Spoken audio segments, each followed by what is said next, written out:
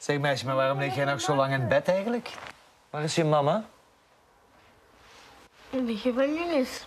In de gevangenis. Ja. En nu zijn jullie alleen. Maar lukt het hier nu een beetje zonder uw mama? Ja.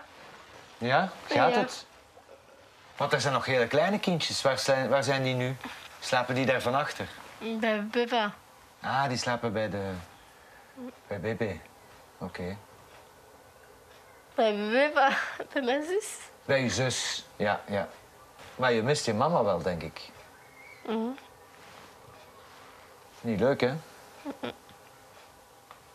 Ben je ze anders kunnen gaan bezoeken of zo? Ja. Ja? Papa toch ook. Je hebt haar al gezien. Ja. Alle twee. En de papa ook, Antonio? Ja. En hoe gaat het met hem? Die was aan het wenen. Was hij aan het wenen? Ja.